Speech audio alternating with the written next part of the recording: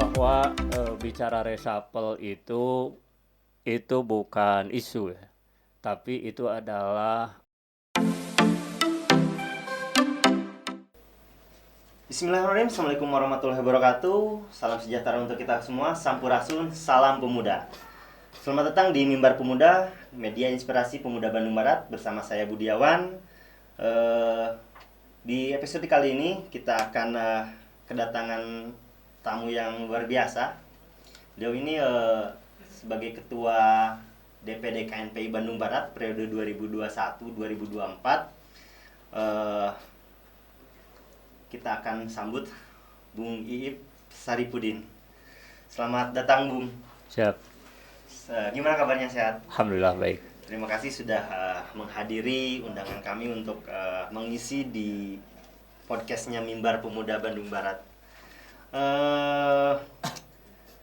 Sebagaimana yang sudah kita prologan di episode sebelumnya, Bung, nih, terkaitan dengan program kerja di DPD KNPI di kepemimpinan Bung ini untuk sampai dengan 2024 itu ada program apa aja nih, Bung? Program kerja itu secara umum kita bagi dua.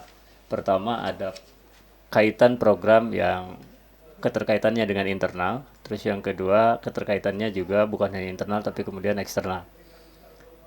Program yang kita agendakan atau kita rencanakan untuk internal salah satunya adalah penataan administrasi. Penataan administrasi ini kemudian menjadi sesuatu yang sangat penting saya kira.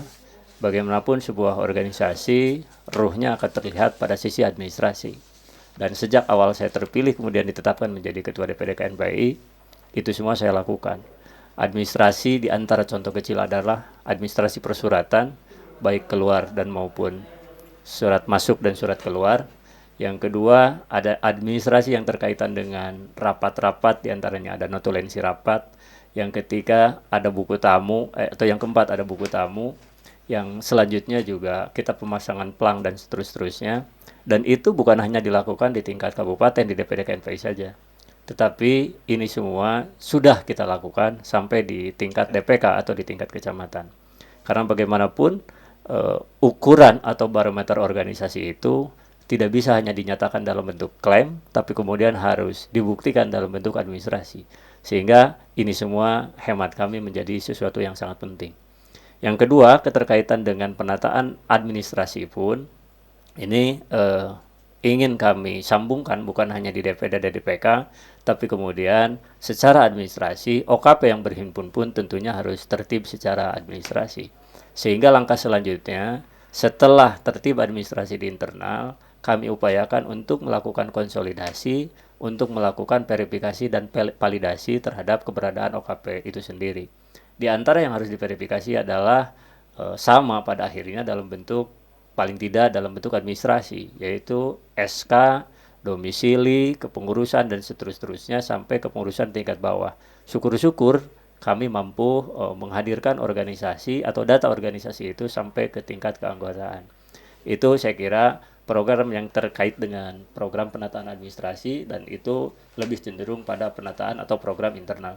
Yang kedua, program yang keterkaitan dengan eksternal, tentu itu kita upayakan dan kita lakukan dalam bentuk pelatihan-pelatihan, pemberdayaan, bintek, dan seterusnya gitu. Dan itu alhamdulillah beberapa tahun ini, beberapa kegiatan itu sudah dapat kita realisasikan.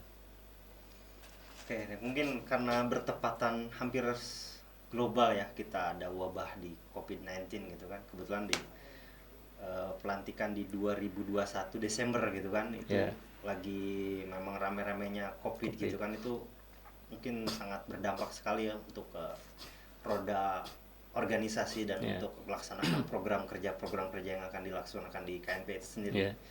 Mungkin untuk informasi di agenda di 2001 sendiri ada program apa aja nih untuk eksternalnya nih, Kang? Yang terpending mungkin yang akan diekspektasikan nanti di 2022. Oh ya. Untuk agenda internal tahun 2021, meskipun dalam kondisi Covid saat itu alhamdulillah dapat kita realisasikan, dan ini dalam sejarah KNPI Bandung Barat relatif baru terjadi hari ini. Salah satu agendanya adalah kita melakukan rapat kerja di tingkat kecamatan, dan itu sudah dapat kita laksanakan di tahun 2021 dan serempak di 16 kecamatan yang sebelum-sebelumnya tidak pernah terjadi pada perjalanan KNP di Bandung Barat. Yang kedua, agenda utama setelah Musda tentu kita harus melaksanakan rapat kerja, dan itu pun sudah kita laksanakan di akhir tahun 2021. Intinya terkait dengan agenda internal saya kira semua dapat terselesaikan. Kecuali satu hal memang itu bukan hanya menyangkut internal tapi kemudian menyangkut juga eksternal, diantaranya yaitu menyangkut organisasi kepemudaan yang terhimpun di DPD KNPI Kabupaten Bandung Barat. Salah satu agenda yang kita rencanakan dan itu hasil rekomendasi daripada Musda dan Rakerda adalah untuk melakukan pendataan kembali, verifikasi dan validasi data OKP. Itu belum terrealisasi dan insya Allah di pertengahan tahun ini itu akan kita lakukan. Kenapa pertanyaannya itu belum bisa dilakukan saat itu? Karena tadi SDM kita terbatas, situasinya juga sangat terbatas, sementara OKP yang terhimpun 135 sebarannya begitu luas, sehingga itu kami pending di tahun 2021.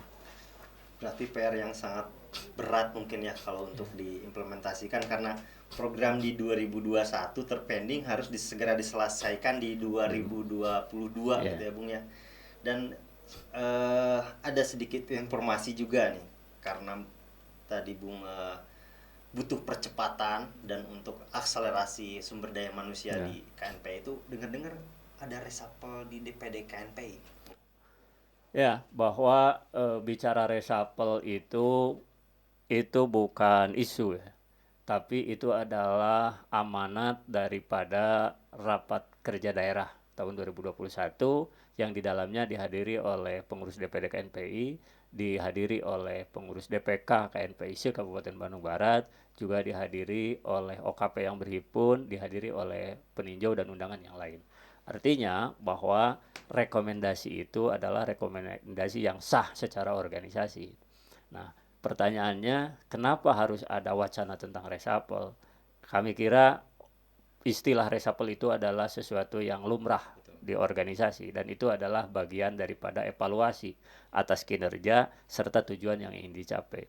Oleh karenanya hasil evaluasi tadi dengan berbagai keterbatasan di tahun 2020 dan 2021 karena pandemi, kami evaluasi melalui Rakerda sehingga muncullah rekomendasi untuk dilakukan reshuffle rotasi. Dan itu sudah diputuskan melalui 2 rapat pleno di bulan Maret sama di bulan akhir Mei kalau tidak salah dilakukannya. Oke, berarti memang bukan sekedar wacana mungkin ya untuk terakhir. Nah ini mungkin untuk kaca kepemudaan di Bandung Barat ya, menurut pandangan Bung Iip, kalau misalkan secara global nih, di nasional di Indonesia gitu kan, sekarang ada, kalau misalnya boleh saya mengutip dari liriknya Bung Iksan Skuter, kiri dianggap komunis, kanan dicap kapitalis, keras dikatai fasis, tengah dinilai tidak ideologis.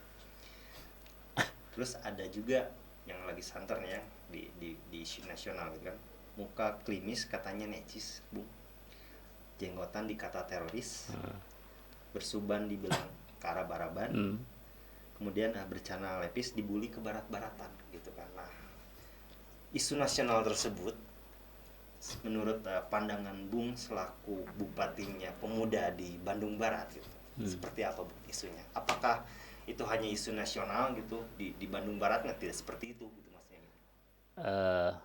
Bahwa saya meyakini pemuda Bandung Barat itu adalah pemuda yang memiliki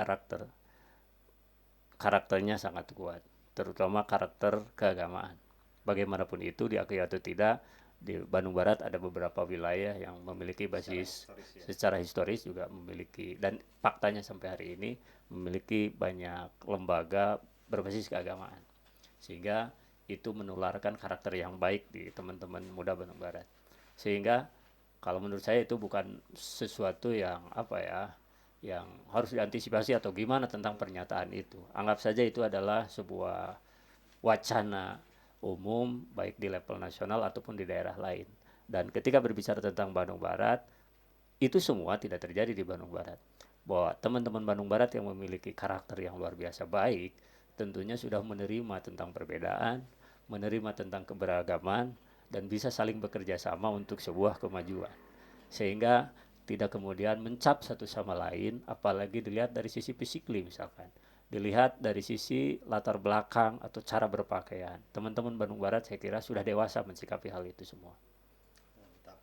Kemudian gini Bung, kebetulan sekarang bukan sedang juga, kita lagi mengalami fase di 4.0 40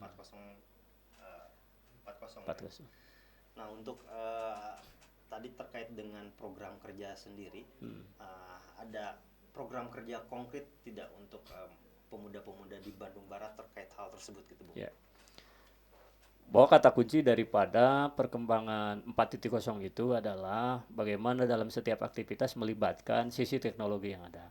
Sehingga upaya-upaya itu kita lakukan. Salah satunya ketika teman-teman pemuda Bandung Barat memiliki aktivitas di dunia usaha, maka kita dampingi dalam bentuk fasilitasi, dalam bentuk digitalisasinya. Terus yang kedua, di teman-teman desa pun atau di teman-teman aktivitas yang lain pun itu kita dorong upaya-upaya itu supaya kemudian tidak berjalan secara konvensional tapi melibatkan, karena eranya era digital, maka aktivitas itu juga didorong atau difasilitasi dan ditunjang dengan fasilitas teknologi, dunia teknologi. Saya kira itu pada prinsipnya. Terus dari jargon sendiri ada istilah pemuda Bandung Barat berbaris. Oh ya. Bisa dijelaskan ke teman-teman netizen di rumah mungkin untuk apa sih Bandung Barat berbaris itu? Ya. Sebetulnya itu merupakan kepanjangan dari berbaris itu, dari berkarakter, terus berdaya guna dan seterusnya. Bahwa memang awal-awalnya kita melihat ya, kondisi yang ada di generasi muda itu relatif satu sama lain hari ini bergeser dari yang tadinya bersifat kelompok, kemudian hari ini bersifat individual. Nah, sehingga kami pikirkan saat itu kita penting untuk bersama-sama.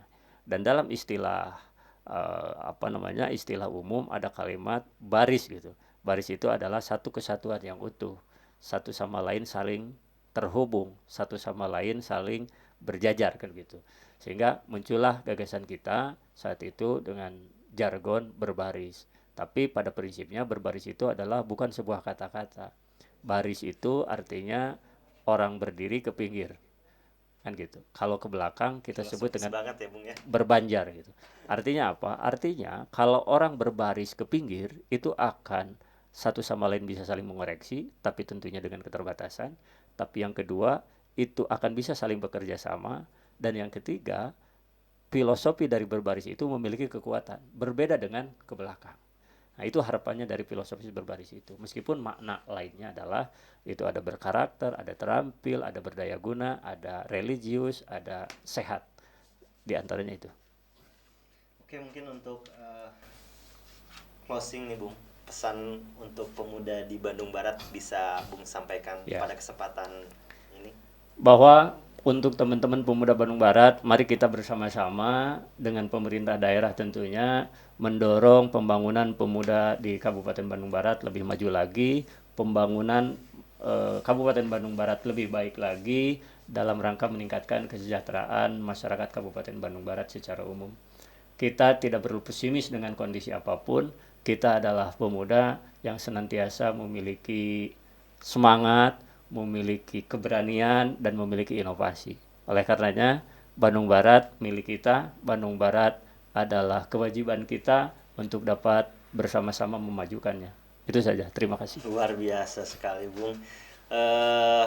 Apa yang disampaikan oleh Bung Yip tadi itu ya dengan jargon berbarisnya, mulai dari sekarang untuk teman-teman yang sedang menonton channel ini, kita berbaris, kita kreasikan apa yang potensi yang dimiliki, apa yang kita bisa kerjakan untuk bisa bermanfaat di masyarakat. Luar biasa Bung, satu kehormatan untuk saya bisa berbincang dengan Bung. Sehat selalu, sukses, dan dilancarkan di setiap kegiatan program kerja di DPD KNPI. Semoga menjadi kebaikan dan keberkahan untuk kita semua. Atas nama tim Mimbar Pemuda yang bertugas, saya Budiawan mengucapkan terima kasih. Support kami terus dengan cara subscribe, like, and comment, dan juga bisa di-share. Terima kasih. Assalamualaikum warahmatullahi wabarakatuh. Salam pemuda.